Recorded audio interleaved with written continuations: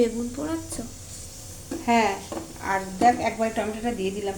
আর এইভাবে কিন্তু টমেটো দিলে কিন্তু মানে টমেটোটা কাঁচা টমেটো না দিয়ে কিন্তু এই পোড়া টমেটো দিলে কিন্তু বেশ ভালো লাগে, টমেটোটা নরম হয়ে যায়।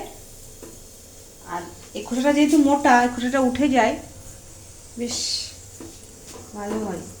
আর এখন শীতের সময় না এই বেগুনটা বেশ বেশি খাওয়া হয়।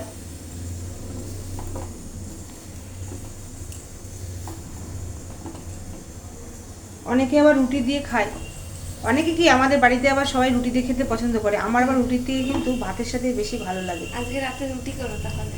না না, আজকে রাতে রুটি না, ভাতই হবে।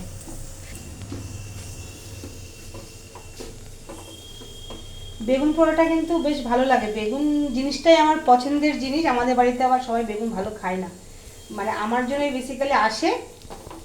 আর ওই খায় না একদম তা না, কিন্তু পছন্দ করে না সেইভাবে। আমি একটু বেগুনটা বেশি ভালোবাসি, ওই জন্য বেগুনটা সবসময় আমার ঘরে থাকে। এর মধ্যে অনেককে দেখি রসুন দিতে, আমি অবশ্য কোনোদিন রসুন দিইনি, পেঁয়াজ টেয়াজ দিয়েই মাখি, বেশ ভালো লাগে।